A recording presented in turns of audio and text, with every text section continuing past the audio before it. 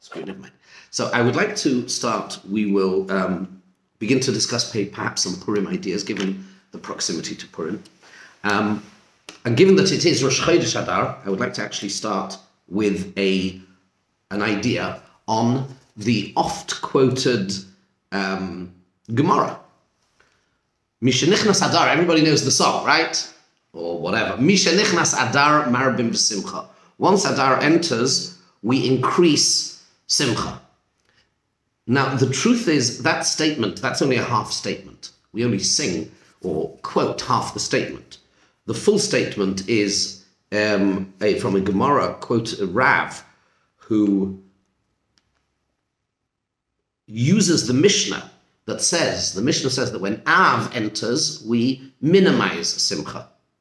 Says the Gemara, Omar Rav, Kashem shemishenichnas Av mama'atin b'simcha, kach mishenichnas Adar marbin b'simcha. That is the full quote, just as, and here we need to be careful how we translate this, just as when Av enters, one is meant to diminish and minimize simcha, so too, when Adar enters, one is meant to increase simcha. There are two questions. Well, let me put it out to you. Why should I talk the whole time? Ask me a question. I think there are two fundamental questions here. Again, the statement is, just as we know, when Av enters, one is meant to diminish simcha, so too, when Adar enters, one is meant to increase simcha. Nothing? Okay. Two questions. So let me train you to be Talmudists. Two questions. The first one is, let's do it chronologically. Just as. What is the connection? So Av enters and we diminish simcha, I understand, because this is a period of national mourning in which the tragedies, the hold against us was increased and became worse, and therefore this is how we build up to this tragedy. Yerushalayim first is besieged, and then things get worse and worse, and we're leading up to the Churban Abayis. What does that got to do with? First of all, to do with when Adar enters. What's happened? Nothing's happened at the beginning of Adar. In the beginning of Av, I understand we are in the process of it's a process. We understand there's a process. There's a build-up. We started on Shiur Tammuz. We've had days of it already, over a week and a half of it. We know, and there's a build-up. Okay, we increase, and then there is something called Shavua Shechal Boi Tisha B'Av. Then there is Erev Tisha B'Av. Then there's Tisha B'Av itself. I get that. What is the comparison? How does it in any way compare to? So Av entered, yay! In 2 weeks' time, there's going to be a nice party. Great. We understand there was a nace on Yud Daled Adar. Fine. So that's Yud Daled Adar. What's it going to do with now? That's the first question I would ask. And we're not going to deal with that tonight. Sorry. No, I mean, it's more a question of, but equally difficult and perhaps more important is, what's the kashem? Just as. So you happen to find 2 months talking about two totally different things. Okay, they're polar opposites, happiness and tragedy. One decreases and one increases. Well, that's a very nice, happy coincidence, but there is no fundamental connection between the two. Just as then it's not just as. Then you diminish, and here, for some odd reason, but for here you increase. What's the kashem? Just as, just like. It's not just like. It's just not like. It's the exact opposite, first of all. It just so happens. So what? This is Torah. This is not just some random. You understand? We need to look for some sort of link.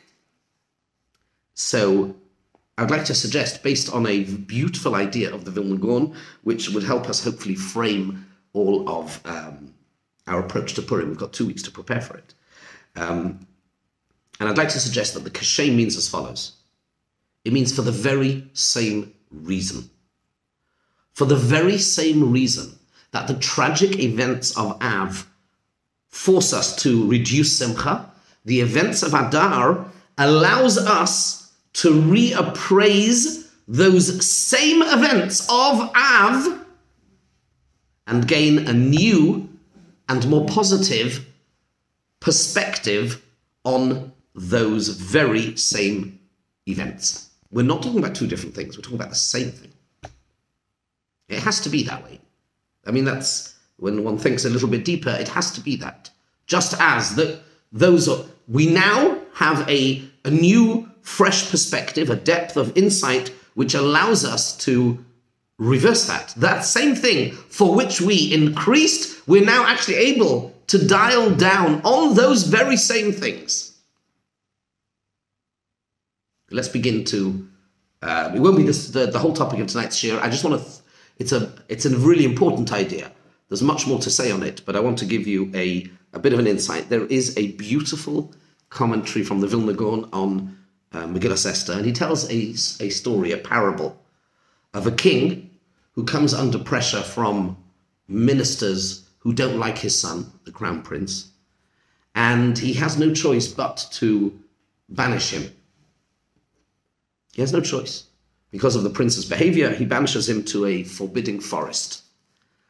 And he gives in. However, his paternal love is undiminished. So what does he do? He instructs, in England it would be MI5, it would be the Secret Service. He instructs the Secret Service to continue to offer the prince what we call in security terms close protection. Close protection. But this time, there's an additional caveat, there's a condition attached. You see, normally, when you offer close protection, you see a minister, a head of state. So they have, I don't know, if they're really important and they're really worried they're going to get killed, so they have, I don't know, 6, 8 people round them.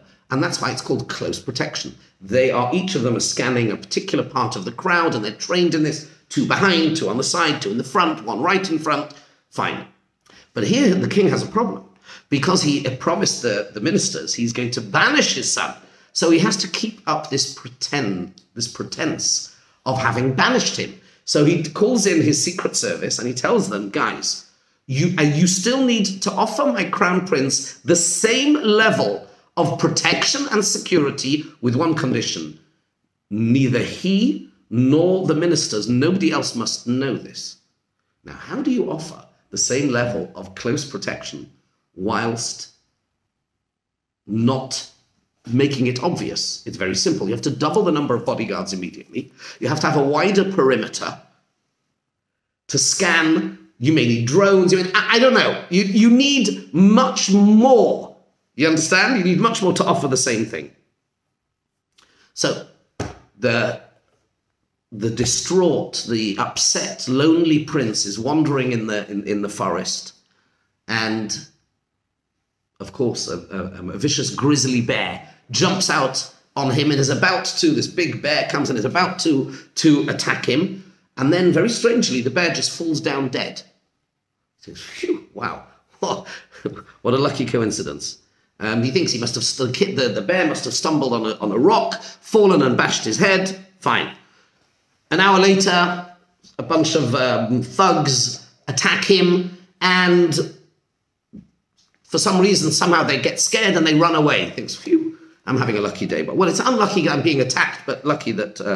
And then a bunch of things happen. A string of lucky escapes happen. And at some point, the prince begins to smell the proverbial rat, as we say. Yeah, that's the English rat, not the German. Yeah, he sort of begins to smell, we say smell a rat. And he says there's something possibly going on. He now, as things go on, he begins to understand that actually he knows what's happening. That really his father's love for him is still as strong as ever. And from afar, he is obviously looking after him, but it's not apparent, it's not obvious, he now understands that when his father banished him, it wasn't rejection. It was never about rejection. It was actually driven. Hey, shalom, shalom. It was actually an unshakable, eternal love. Says the Tzlach, that's the Noda B'Yehuda. He says as follows. He says, that was the Vilna Gaon. That's a beautiful idea from the Vilna Gaon. Says the Tzlach. He says an incredible thing. The Gemara says that in this world we say sometimes, unfortunately, we have to say Baruch Dayan Ha'emes. Sometimes it happens, we have to say that. That means we don't understand, we don't have to like it, but we understand there is a Dayan and he has his reasons, I guess. Says the Gemara, but la'osid lavoi, when Mashiach comes, we will say Hatoiv v'hametiv. Says that Tzlach, it doesn't mean we will on things that happen afterwards, we'll say Hatoiv v'hametiv. It means we will look back on those very events. If Nebuch, we had to sit Shiva, or we had to, and those things which we said Dayan Ha'emes, we will now make a new bracha on those self-same events, and we'll say Hatoiv v'hametiv on those. Because when Mashiach comes and all will be revealed, then we will see that actually those very events were actually good. If that is so, then it allows us, I think it gives us a whole fresh perspective on Golus. And it enables us to see that actually it's not just Hashem has not rejected us, but he's looking after us. He had no choice because of our Averos. We sinned. And now we're actually a little bit confused because I'm not sure anymore the Baruch Mordechai or the Oror Haman, these are all aspects of Hashem's love. It manifests in different ways. It's all kind of the same thing. I can't differentiate between the two. You can only differentiate between two things when they are opposites. When they're opposites, then I can say there's good, there's bad. I can separate between them.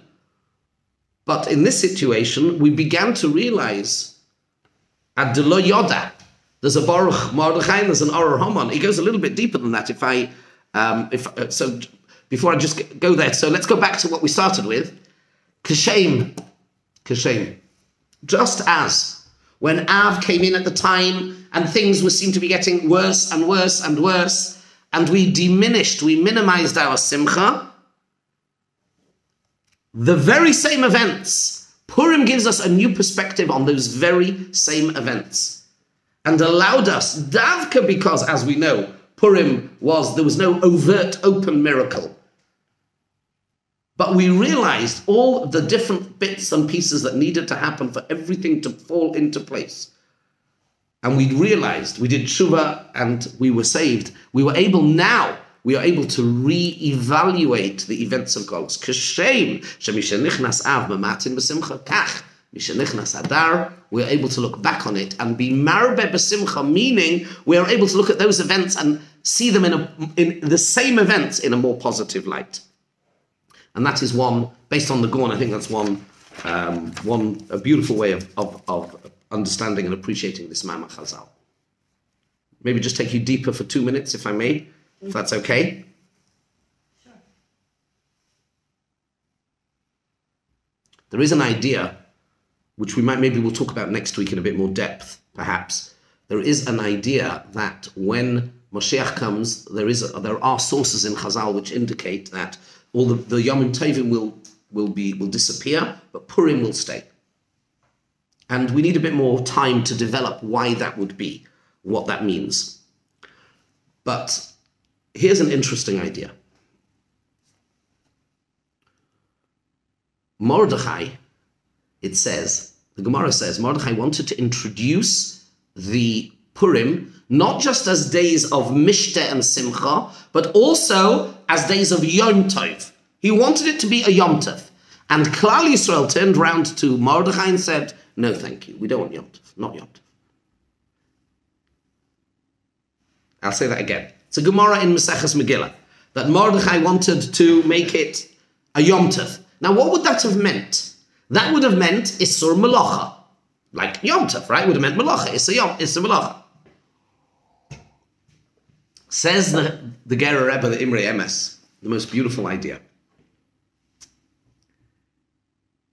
The reason that Klal Yisrael did not want it to be a Yom Tov where it's Osir b'Melacha is because if there's an Issa Melacha, then you have to make Havdalah. Then you have to make Havdalah on wine, of course. And therefore, because, where do we say, what is Havdalah? Havdalah is differentiating, distinguishing. Hamavdil, ben kodesh, chol, oir, choshech, Yisrael, amim. Good and bad. Whoa. No. We are now... Where do we say the bracha, by the way, in Shemona Esrei? I don't know if you daven Mariv, Motzei Shabbos, but we say Havdalah in Shemona Esrei. In which bracha?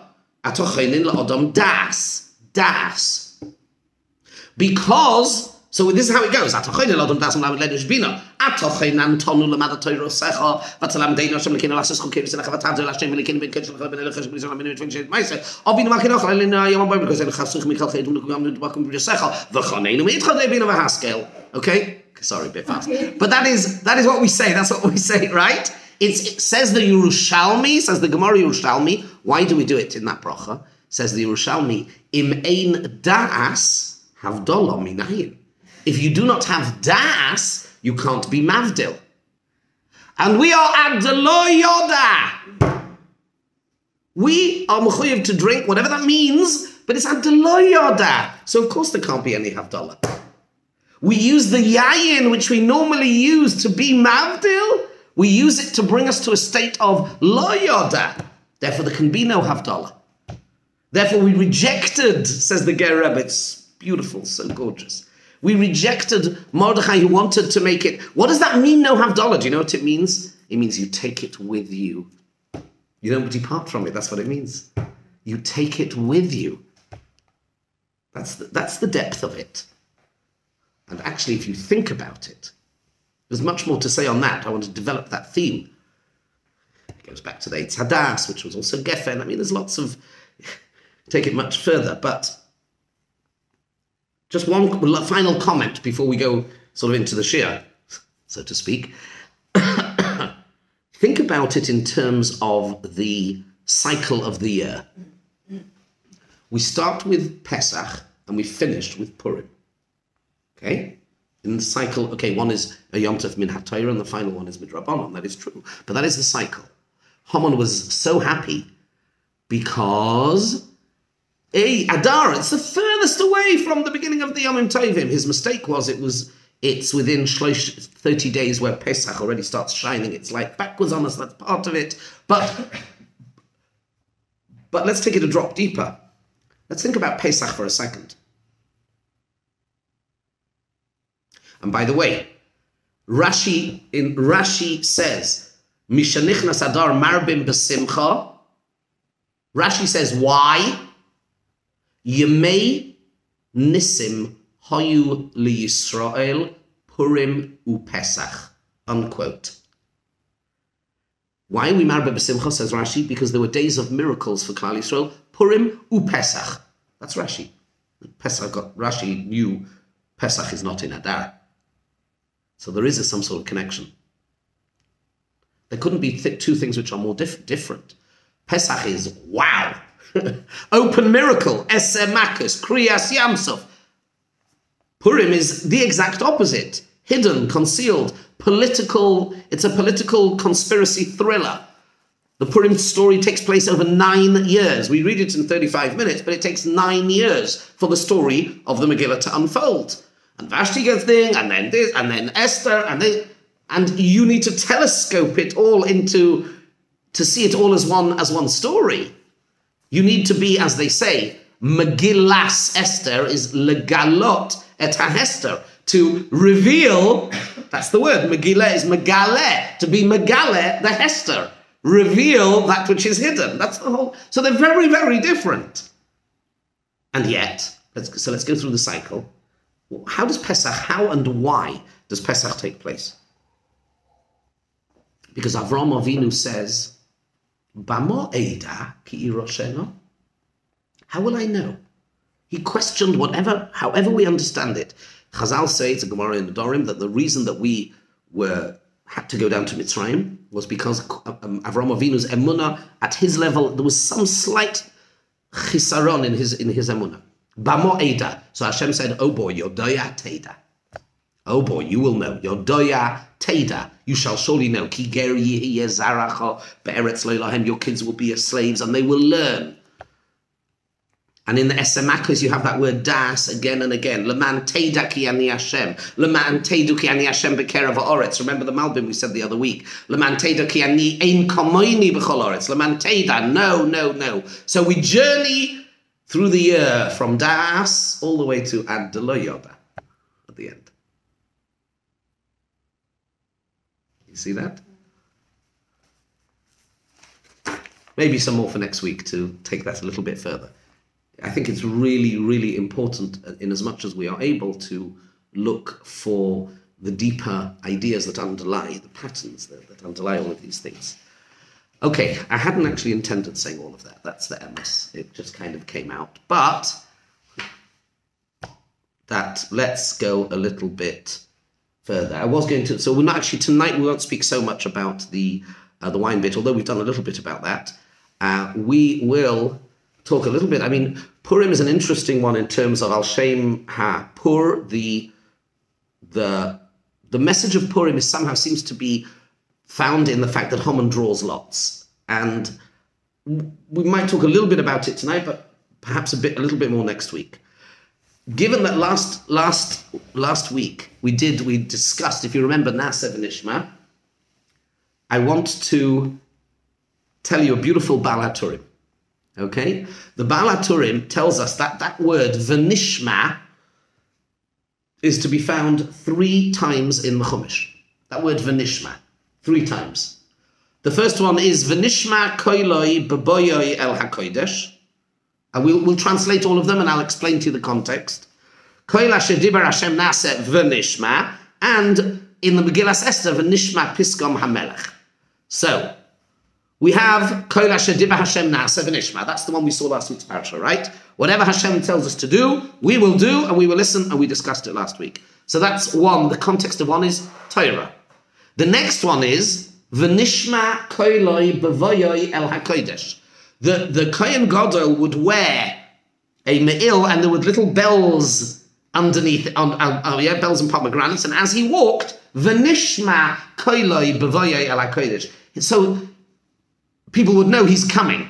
Yes? That's talking about the avodah in the Mishkan, in the Beis HaMikdash. That's the context. And the final one is v'nishma pisgam hamelech asher ya'aseh b'chol malchusoi ki rabahi. And the decree, the proclamation of the king, v'nishma, was heard throughout the kingdom, for it is very great. He sent these letters, as you know, all around and everybody else. So we've got 3 v'nishmas. And the question is, 3 v'nishmas. How do we juggle them? You've got one that talks about Torah, one the Beis HaMikdash, and one in Megillah. And the question is a simple one, a halachic one. If you are faced with all 3, which one takes preference? Megillah, Torah, or Avodah? And this is a Gemara in Megillah. Omar Rabbah. Now, I don't think it's the fact that it's the word Rabbah is. You'll see. Anyway, it's the name of one of the very famous name, one of the Amoraim. And he asks a shaila, Mikra, Megillah, the Talmud Torah. What would be if it is a toss-up between learning Torah or reading the Megillah? Which one comes first? Says the Gemara. So the way to read Gemara, by the way, my mouse won't go over there. Never mind. Mikra. This is the way you do it. Mikra, Megillah, the Talmud Torah. There's a lot of words missing there. You have to fill them in. In Gemara, that's how it works. Yeah? Mikra Megillah, you've got to read the Megillah and Talmud Torah. Which of them, you have both of them to do and you can only do one, says the Gemara, Mikra Megillah odif. Mikra Megillah takes precedence. Adifut, you have an ivrit, yeah? It is adif, it takes precedence. What would be if you have Mikra Megillah va'avodah? It's a question of either reading the Megillah or doing the avodah in the Beis HaMikdash. Mikra Megillah odif. Says the Gemara, Mikra Megillah takes precedence over Talmud Torah and over Avodah in the Beis HaMikdash. Says Rabbah, where do we see this from? That word, v'nishma. V'nishma, pisgom hamelech. You should hear the word of the melech, hamelech, ki rabbahi. It is super important. It is the most important one. That's a posuk in the Megillah. So he's used that posuk in the Megillah as a reference. You see, I've done it backwards. The truth is, I should have reordered these slides. I didn't have time. What I should have done is I should have given you the Gemara first and said, okay, this is the really, pedagogically, this is the way I should have done it, right? You've got these, okay, you've got Mikra, do I do Torah first or do I do Mikra Megillah? Do I do Mikra Megillah first or do I do Avodah first? Not sure. There's a pasuk in the Megillah, V'nishma Piskam HaMelech, and it should be heard. What should be heard? The Piskam HaMelech, Ki Rabbahi, for it is super important. And by the way, it happens to be Rabbi who says it, but I don't know. So you just look at that pasuk and you say, okay, very nice. But then you build in the Balaturim and he says, well, actually, there's only 3 V'nishmas in the whole Tanakh. That word V'nishma, it should be heard, only occurs 3 times in Tanakh. And each of those 3 times is within the context of one of these 3 things that we are discussing. V'nishma koiloi b'voyei el HaKodesh, avodah. Na'aseh v'nishma, that's Torah. And v'nishma, the Megillah. And that's, now you see Rabbah. That's the genius of the Balaturim. Isn't that beautiful? Just a little throwaway comment of the Balaturim in next week's parasha, I think it is. V'nishma pisgam hamelech ki Rabbah. It's just, I just wanted to share it with you because it's just so indicative to me of, this is don't forget, this is the Tur. See, here's the thing. The Tur, the son of the Rosh, is the basic fundamental text upon which the Shulchan Aruch is based. The Tur is a multi-volume, Orach Chaim, Yoredeya, Even HaEzra, Choshen Mishpat. The Tur created that. Rabbi Yosef Karo then wrote a voluminous commentary on it called Beis Yosef to explain the Tur.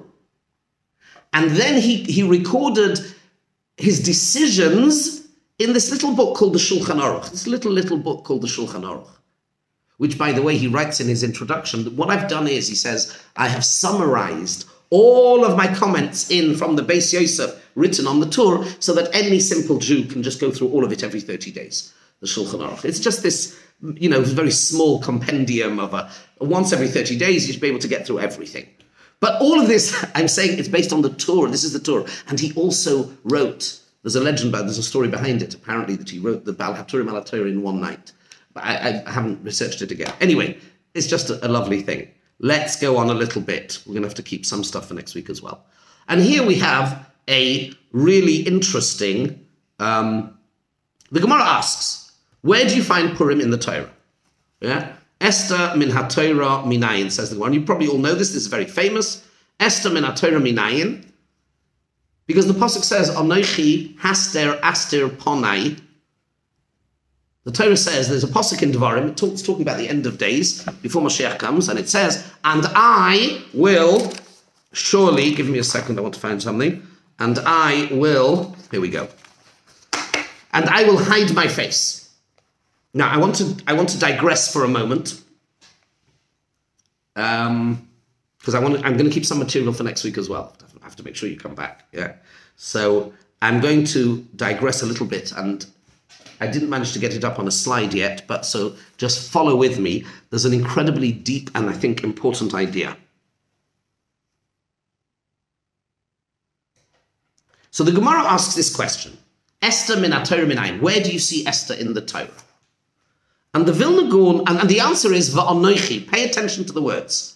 Anochi hastir astir ponai mehem bayemahu. And I will conceal, double expression of concealment, of hiding. So normally we understand, of course, it's just betonen. It's emphatic. It is to emphasize, right? But first of all, the Sfarim HaKadoshim say the following. Listen carefully. V'anochi hastir astir ponai mehem bayemahu. I will hide the fact that it is I who is hiding my face from you. Again, I will hide the fact that it is Anochi who is hiding his face. Okay, so in other words, there is a double layer of concealment that we need to peel through. The Anochi and a sensitive ear will immediately begin to pick up on the fact that Anochi is the original Anochi Hashem Elokecha, of course. That Anochi of Matan Torah will be doubly hidden. Now, ideas should be beginning to percolate through your mind. You know, of course, that one of the aspects of Purim is a Kabbalah Torah. Kimu v'kiblu haYehudim, the Gemara says. Also, let me share with you this Gemara in case you don't know it fully or forgotten it. I'll just review it quickly. The Gemara says, HaKadosh Baruch Hu at the time of Har Sinai forced us, we discussed it, remember? Forced us to, we said the Maharal, if I remember correctly. Hashem forced us to accept the Torah. But we'd already said Na'aseh v'nishma. Why did he force us? Let me give you one answer. It's a very important answer. The Medrash Tanchuma in Parshas Noach gives the following answer. He says that we accepted Torah Shebechsav willingly, but we said no thank you very much to Torah Sheba'al Peh. Why? Now, the truth is, even that statement cannot be taken at face value, and we probably ought to give a shiur on that alone, because that doesn't really make much sense. The Torah Shebechsav, without the Torah Sheba'al Peh, is incomprehensible. You cannot keep, you can't do anything. Torah Shebechsav is a lousy set of instructions, deliberately so, as I think we've discussed. It's done specially. So what does it even mean? You can't have a written Torah without a Torah Sheba'al Peh. But what does it mean? Either way, won't go into that tonight, but either way, what it definitely does mean is that they were not prepared to accept the authority of Torah Sheba'al Peh. And that's, maybe we should, I don't know, maybe we'll do it again next week, but the Medrash discusses how and why they didn't want Torah Sheba'al Peh. And therefore, says the Gemara in Shabbos, in between the giving of the Torah and the Purim story, we had a bit of an excuse. We were forced. Then what happened? The Purim story happened, and the Pasuk says, Kimu v'kiblu haYehudim, we willingly accepted the Torah. It says, Kimu v'kiblu. They fulfilled and they accepted, says the Gemara, Kimu mashekiblu kvar. They haben bestätigt, verifiziert, ich weiß nicht welche, what term you would use. They said yes. We then accepted the Torah Sheba'al Peh at Purim. Purim is the Kabbalah HaTorah of Torah Sheba'al Peh. Got it? And the reason is very simple. I mean, really, one could talk about this at great length. But the real reason is, think about Mordechai and his role. Mordechai did something that no rabbi should ever really do. Got involved in politics, didn't he? Mordechai, that frummer, this Haman, we've got this Hitler-type guy, right? We've got this Haman guy, and he said bow down to him. And as Tosfos says, it wasn't really a proper Avodah Zarah anyway. It was never really a proper Avodah Zarah that he hung around his neck. Me'ikah hadin, it was mutter, it was okay to bow down to it. Tosfos says so very clearly. And Mordechai would go out of his way. He saw Haman coming, he'd run around the corner. Lo yichra v'lo yishtachaveh. This man is dangerous. He's a maniac. He's an extremist. He's a fanatic. You can hear all you can hear the editorial in the Allgemeine Journal, the Yiddish Allgemeine. You can hear it. Or the Jewish Chronicle, if you're watching from England. You would hear straight away, this fanatic, extremist rabbi is making trouble, and he's mixing into politics, and he didn't let us go to that Seudah, even though it was all glatt kosher, and all the wine was mavushal, and this guy, he's just asking for trouble. And then he comes out with a Vanzay solution. You see? Mordechai, you see what he did? And then, as things continue, until finally we see that Mordechai forcing the issue, putting Esther in the palace, getting us to do teshuvah, turning it all round, getting rid of Haman. V'rabim me'amei ha'oretz misyahadim ki nofal pachad ha'Yehudim aleihem. Many Persians at the time became Gerim because they were... Mordechai was Gam Ho'ish Mordechai Hoilech V'Godoil. And then we turned around and we said, maybe the Gedolim really know a thing or two that we don't. Maybe they actually have access to understanding what Hashem really wants from us. Maybe we should accept the Torah Shebaal Peh, and so they did. Kimu v'kiblu. Hashem, you forced us then. We didn't want it then. We were wrong. Now we realize. That was really the depth of Purim. That's really what's happening. Onoichi, hastir astir ponai mehem bayemahu. There was a double concealment of the Onoichi. I will hide the fact that it is I who is hiding my fact from you on that day. Let me move on from this with a comment of the Vilna Gaon, an incredible comment. Esther min ha-Torah minayin. Why does Esther? Who says Esther has to be in the Torah? Why does Esther have to be in the Torah? That's the question the Vilna Gaon asks. Who said Esther? I'll read it out to you. V'yesh l'dakdek. Loma kosher hu al Esther minayin min ha-Torah yosem mishar tzadikim shenasa nes al yedem. Why does the Gemara ask, where is Esther? There are many other tzadikim that nisim were done over the years. Says the Vilna Gaon, the point is as follows. V'yesh lefarish dehine al nes shebe'eretz Yisrael ein kol kach chidush. If a nes is done at the time of the Beis HaMikdash in Eretz Yisrael, okay, we kind of expect that.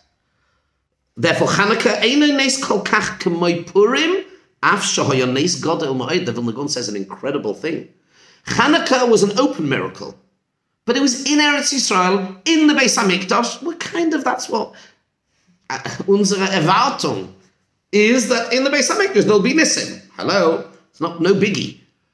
But in Bovel, when there's no Beis HaMikdash, in Golus, v'zeu she'omra Esther min ha-Torah minayin pirush heichon merumaz she'afilu behester ponim dahainu begolus oisel anu nes gadol kazeh. Where can we see that even in Golus, Hashem does such an incredibly big miracle? And let me refer you back to the other Vilna Gaon we started with tonight, which was the mashal of the king who has to give double the number of bodyguards.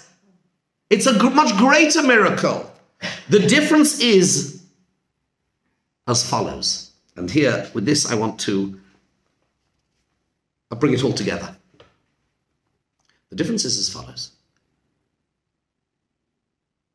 Precisely because it wasn't a big wow miracle in the classic sense, like Kriyas Yamsuf, like where you see something where there is no other interpretation. So this is something we arrived at, we chose, we did tshuva. We didn't have a Seder. We fasted for 3 days, it was over Pesach. Vaya'avoir Mordechai, he did an Aveira, says the Gemara. It was the right thing to do. Can you imagine all of Klal Yisrael getting together and fasting and crying and doing real teshuvah? That is your own avodah. When you peel back the layers of concealment through your own avodah, then what you reveal is much greater. Much greater. And with this, I want to read you a Yalkut. Can I just finish the Yalkut? And I hope it'll become clear. Omar HaKadosh Baruch Hu. And now let me go back to the shame that we started with. I just want to, only because I want to finish, this is the last piece, and then you can ask anything you want. The very last of the 7 Haftorahs, in fact, I've just thought of it now as I'm saying it. The very last of the 7 Haftorahs of the Shiva de Nechemta, the 7 of consolation. What's consolation? Comfort, the ability to look at the same set of facts and draw a different conclusion. That's the kashem that we were doing, right? How does the last one start? Anoichi, anoichi, hu menachemchem. It is I who will comfort you. Double anoichi. Where have I had double anoichi before? Says the Medrash. Omar HaKadosh Baruch Hu, Bonai, my children, B'Sinai Omarti Lochem Onoichi Pa'am Achas. In Sinai I revealed myself to you and I said Onoichi once. Aval B'Yerushalayim, when I bring Moshiach, Osid Ani Loima Lochem Shnei Pa'omim, Onoichi Hu Menachemchem. Double. I now want to add, of course, because the Onoichi was a hastir astir. That's why it's double. Because in Golus Hashem there was a double concealment. And we peeled back both of those layers. So we revealed the Anochi twice. We had to dig deeper. It was double. And therefore that's Pshat in the Yalkut. As a result of our Avodah, when we finally do bring Mashiach, it will be because of our own Avodah that we chose to perceive and reveal and peel back both of those layers. Therefore it is Anochi, Anochi hu menachemchem. Godoil hanemar, it will be greater, that which we will be zoicha to when Mashiach comes, than Matan Torah. And that is why Purim will not go away. Because Purim is not about what happened to us, it is about who we have become, transformed as a result of that avodah. And nobody can take that away from you. Nobody can take away from you who you are. When Mashiach comes, says the Novi, then the Nisim of Yetzias Mitzrayim will pale into insignificance. And that's what it means that we won't keep those other we won't keep those other Moyadim. There are Rishonim and Achronim who learn. It doesn't mean literally we won't keep them. It will mean Yetzias Mitzrayim, big deal. As a great nace, it will pale into insignificance. It will be bottled b'shishim against the nace of Mashiach. But the avodah that we did to reveal Hashem, to do tshuva, and to acknowledge Him in the darkness, that transformed us. We are forever different. And that's why Purim will always remain. Zichram le'yosef mizaram. Because the Anochi, that the double Anochi that we had to peel back to achieve, that is now who we are and who we are forever. Yes? Did Mordechai know this pasuk in the Torah? And did he know it was referring to Esther? We're not told. We're not told. Yeah. Don't know. I don't know. Okay, I'm going to leave it here for tonight. Thank you very much. Pleasure. Okay.